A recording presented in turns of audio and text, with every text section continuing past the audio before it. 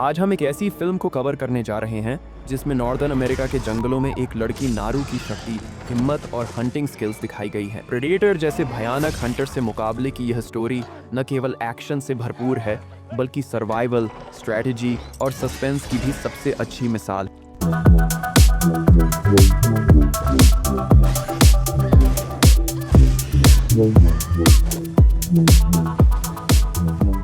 कहानी की शुरुआत सन 1719 में होती है, जहां हमें दिखाया जाता है कि उत्तरी अमेरिका के खुले मैदानों और ऊंचे पहाड़ों के बीच मिसिसिपी नदी के किनारे कोमांची कबीला आबाद है। इसी कबीले में एक लड़की नारू अपने भाई ताबे और अपनी माँ के साथ रहती थी।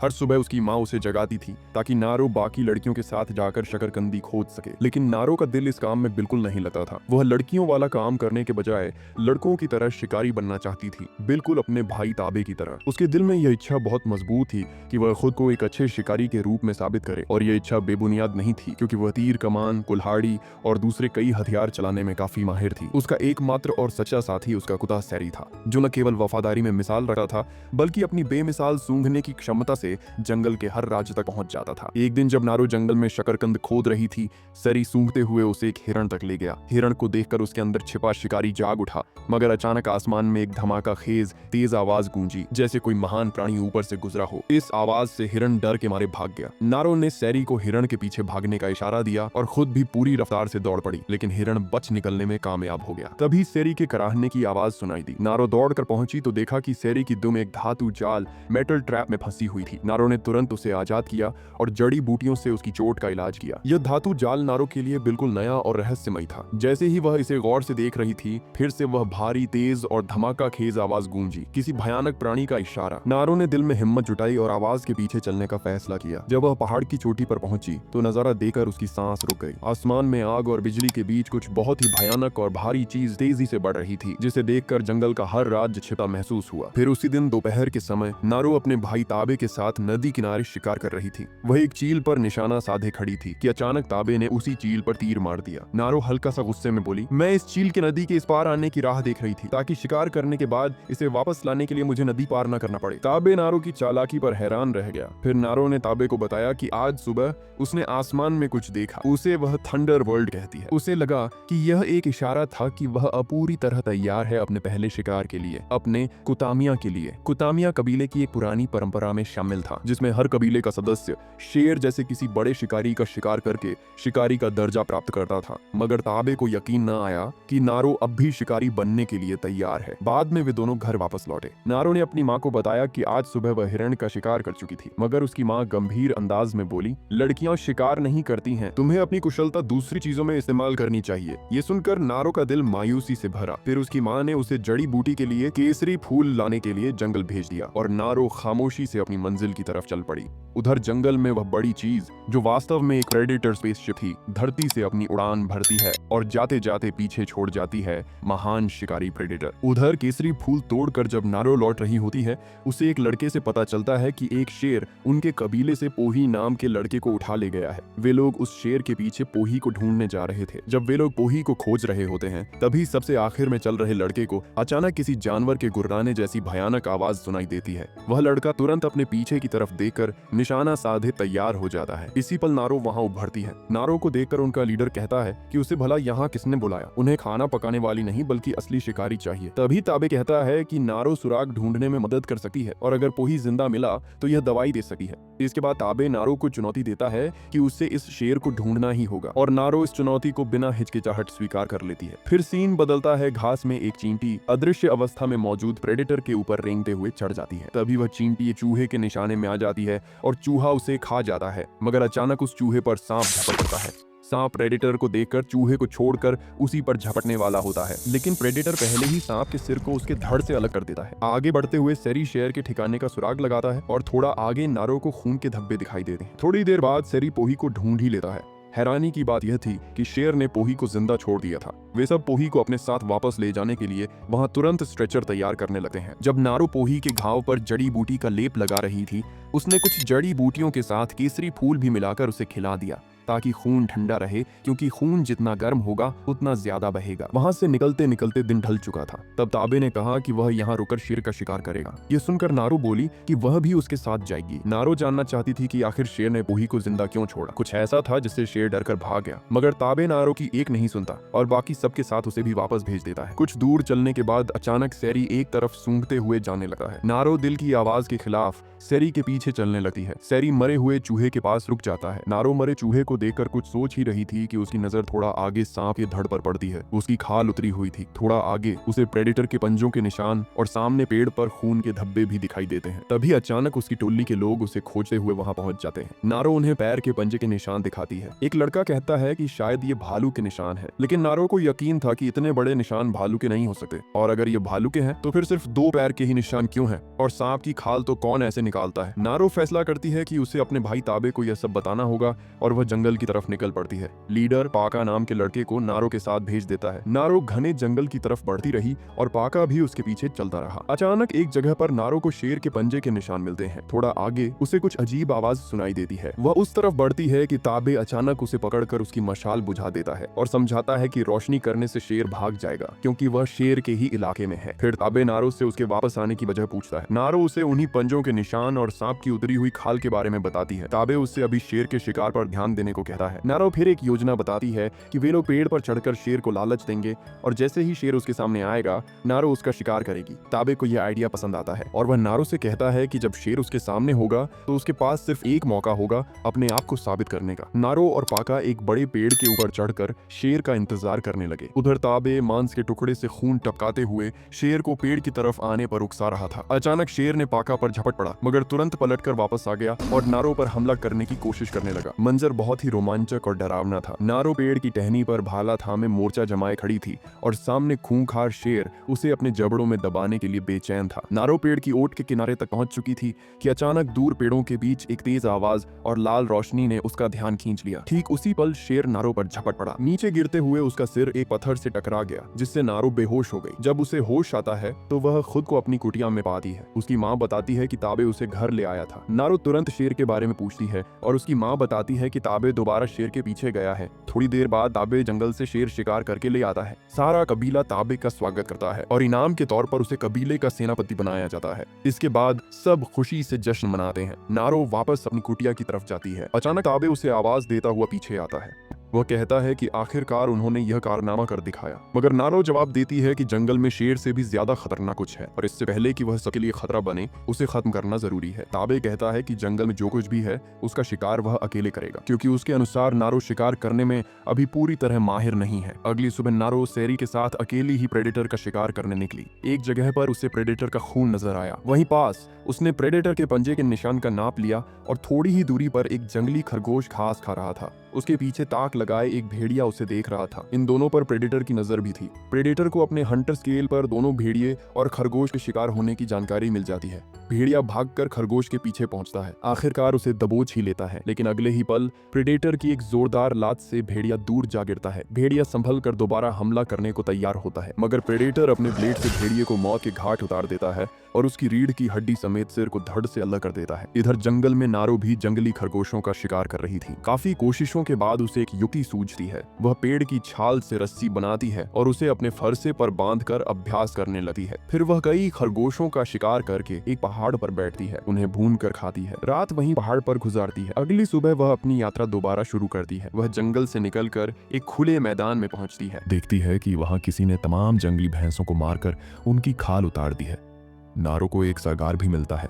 अब वह जंगल के भीतरी हिस्से में पहुंचती है। वहां उसे पेड़ पर पंजों के निशान नजर आते हैं और जैसे ही वह उस निशान के करीब जाने लगती है वह एक दलदल में फंस जाती है और उसमें डूबने लगी है। फिर वह अपना कुल्हाड़ा निकालती है। वह उसकी मदद से वहां से निकल जाती है। दूसरी तरफ प्रेडेटर भी उस जगह पहुंचता है और वहां पड़ा हुआ सगार देखता है। इससे हमें पता चलता है कि यह प्रेडेटर का काम नहीं था। नारो अब पास की नदी में नहाकर अपने ऊपर लगी मिट्टी साफ करती है। तभी उसे एक भालू शिकार करता हुआ मिलता है। जैसे ही नारो उसे मारने के लिए तीर चलाने वाली होती है उसकी कमान टूट जाती है। भालू उसकी आवाज सुनकर उनका पीछा करता है है, लेकिन नारो का कुत्ता भालू को भगा देता है। नारो फिर अपने कुत्ते को बचाने के लिए भालू के सामने आती है। वह खुद को उससे बचाने के लिए पानी में छलांग लगा देती है और ऊद बिलाव के घोंसले में घुसकर खुद को बचाने की कोशिश करती है। अब भालू उस घोंसले को तोड़ना शुरू कर देता है। तभी प्रेडेटर वहां आता है और भालू और उसके बीच लड़ाई होती है। फिर वह भालू को मार देता है और उसे अपने ऊपर उठा लेता है, जिसकी वजह से भालू का सारा खून उस पर गिरने लगता है। खून लगने की वजह से अब प्रेडेटर नजर आना शुरू हो जाता है। नारो ये देखकर बहुत डर जाती है और वह उस बहती हुई नदी में बहुत आगे तक तैरती है। नदी से निकलकर जब वह जंगल से गुजर रही थी, तभी उसके कबीले के लोग जंगल में उसकी तलाश में वहां जाते हैं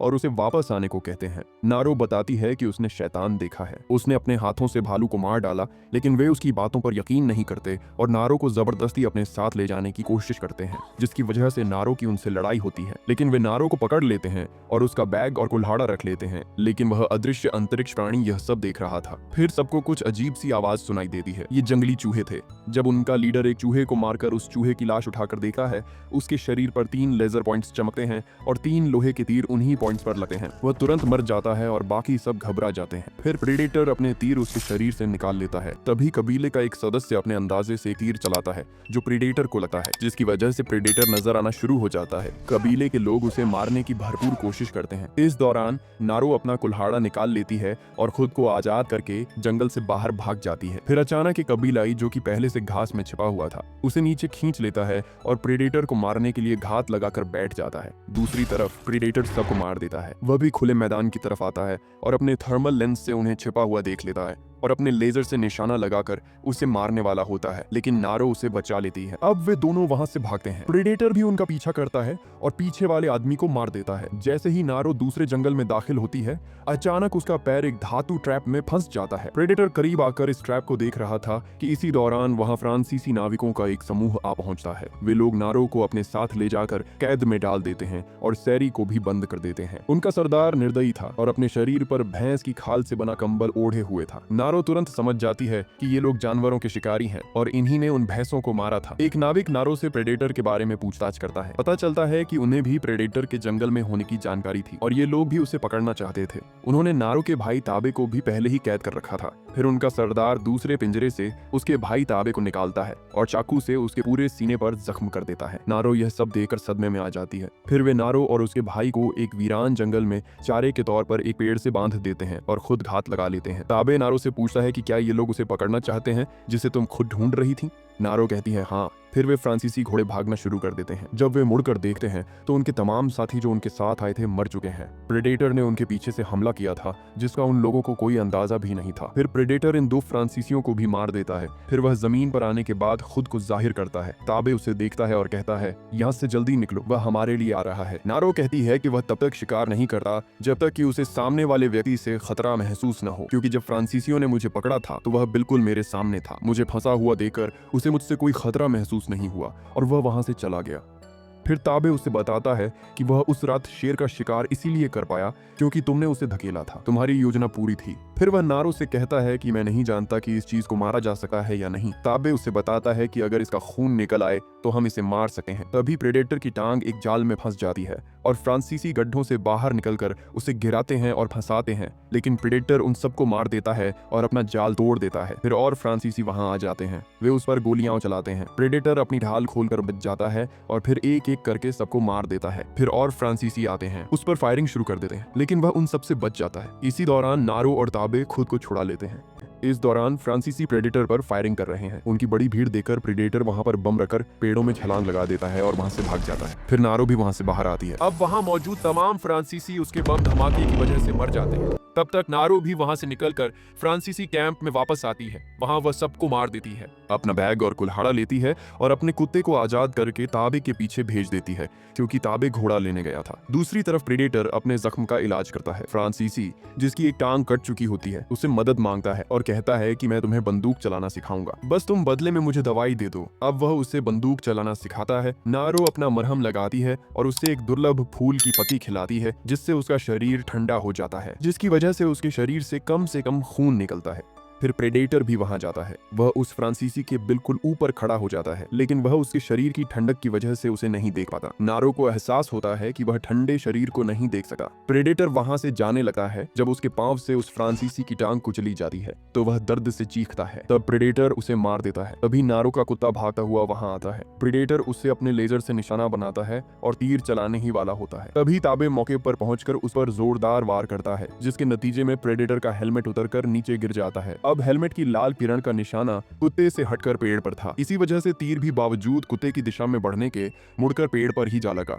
यानी जिधर हेलमेट की लाल किरण का निशाना हो, तीर भी बिल्कुल वहीं जा लगा है। फिर वह ताबे पर 2 तीर चलाता है, वे भी मुड़कर पेड़ को जा लगे हैं। नारो ये सब देख रही थी। वह समझ जाती है कि उसका तीर वहीं लगता है जहां उसका हेलमेट निशाना बनाता है। फिर प्रेडेटर अपना हेलमेट वापस पहन लेता है। इसी दौरान नारो प्रेडेटर पर फायर करने की कोशिश करती है, मगर बंदूक नहीं चलती। फिर वह प्रेडेटर का ध्यान अपनी तरफ खींचने के लिए जोर से चीखती है। प्रेडेटर नारो की तरफ देखता है। इस दौरान ताबे प्रेडेटर के सीने में भाला घोंप देता है। अब ताबे और प्रेडेटर के बीच लड़ाई होती है। ताबे प्रेडेटर पर बहुत हमले करता है। फिर प्रेडेटर अचानक खुद को गायब कर लेता है और पीछे से हमला करके ताबे को जख्मी कर देता है। इसके बाद वह नारो की तरफ बढ़ता है। ताबे अपनी पूरी ताकत लगाकर टूटा हुआ स्कल प्रेडेटर की टांग में गाड़ देता है। इस दौरान नारो भाग निकलती है और प्रेडेटर ताबे को मार देता है। नदी के किनारे हाथ धोते हुए नारो अपने भाई की मौत पर बहुत रोती है और एक पत्थर को गले लगाकर वहीं सो जाती है। जब उसकी आंख खुलती है तो वह अपने कुत्ते को सामने पाती है। तभी वह नदी के दूसरी तरफ फ्रांसीसियों के सरदार को देखती है। पहले नारो उसे गोली मारने वाली होती है, लेकिन फिर उसके मन में एक युक्ति आती है। नारो उसे एक ही बार में बेहोश कर देती है। जब उसे होश आता है तो वह अपना एक पैर कटा हुआ पाता है। नारो ने उसका एक पैर काट दिया था। वह चीखता हुआ नारो की तरफ बढ़ने लगा है, मगर नारो उसकी तरफ ध्यान नहीं देती। उसके मन में अब सिर्फ एक ही बात थी, प्रेडेटर से अपने भाई की मौत का बदला। उसने फ्रांसीसी सरदार को वहीं चारे की तरह रखा था। नारो केसरी फूल खा लेती है और प्रेडेटर का इंतजार करने लगती है। तभी प्रेडेटर वहां पहुंच जाता है। फ्रांसीसी सरदार के हाथ में हथियार देकर वह उसे मौत के घाट उतार देता है, मगर वह नारो को देख नहीं पा रहा था और यह केसरी फूल का असर था। इसी पल नारो प्रेडेटर के सिर पर वार करती है और उसका हेलमेट लेकर वहां से भाग जाती है। इसके बाद नारो एक फंदा तैयार करती है। वह प्रेडेटर के हेलमेट को 2 चट्टानों के बीच लगा देती है। फिर फ्रांसीसी सरदार के कटे पैर से खून की लकीर बनाकर प्रेडेटर को अपनी तरफ खींचती है और पेड़ पर से छलांग लगाकर उसे जख्मी कर देती है। तभी नारो का कुत्ता भी प्रेडेटर पर झपटने लगता है और नारो प्रेडेटर को फंदे में फंसाकर उसका हाथ काट देती है। प्रेडेटर अपने तेज ढाल से उस पर हमला करके उसकी गर्दन काटने की कोशिश करता है, मगर 2 चट्टानों की वजह से नारो बच जाती है। प्रेडेटर और जोर लगाकर चट्टान काटने लगता है और नारो उसी प्रेडेटर का दांत तोड़कर उस पर हमला करती है। प्रेडेटर दर्द से बिलबिलाकर उसे छोड़ देता है। इसके बाद नारो की आवाज पर उसका कुत्ता उसे कुल्हाड़ा ला देता है। नारो कुल्हाड़े से वार करके दलदल के पार कूदती है और प्रेडेटर को दलदल में धकेल देती है। प्रेडेटर दलदल में डूब जाता है। नारो को लगता है कि उसने प्रेडेटर को मार दिया है, मगर अगले ही पल वह दोबारा दलदल से निकल आता है और अपना हथियार निकालकर सामने बैठी नारो पर तीर चलाने ही वाला होता है कि वह तीर घूमकर उसी के सिर को पार कर देता है, क्योंकि जिस जगह वह खड़ा था उसी के पीछे नारो ने उसका हेलमेट लगाया हुआ था और उसमें से निकलने वाली किरणें प्रेडेटर के सिर पर पड़ रही थीं। यूं आखिरकार प्रेडेटर मारा जाता है। ब्रह्मांड का सबसे खतरनाक शिकारी एक बार फिर खुद शिकार बन चुका था। फिर नारो अपने कबीले वापस लौटकर प्रेडेटर का सिर उपहार के रूप में सरदार के कदमों में पेश कर देती है और साथ ही सरदार को फ्रांसीसी मल्लाह की पिस्तौल थमा देती है, जिस पर उस मल्लाह का नाम लिखा हुआ था राफेल अदुलिनी और साल दर्ज था 1715। यही वह पिस्तौल थी जो प्रेडेटर 2 में जांच करता हैरिगन को एक प्रेडेटर के जरिए इनाम में दी गई थी। ये पिस्तौल नारो के जमाने से हैरिगन तक कैसे पहुंची, यह एक पहेली है जिसका जवाब आने वाली फिल्मों में मिलेगा। इसके बाद नारो अपने कबीले को एक सुरक्षित भविष्य की तरफ ले जाने का फैसला करती है और यह फिल्म इस खूबसूरत नोट के साथ यहीं पर खत्म होती है। अगर वीडियो अच्छी लगी हो तो वीडियो को लाइक कर दें, चैनल पर नए हैं तो चैनल को सब्सक्राइब करें और कमेंट में अपनी कीमती राय जरूर दें। मिलते हैं अगली वीडियो में, तब तक के लिए अल्लाह निगहबान।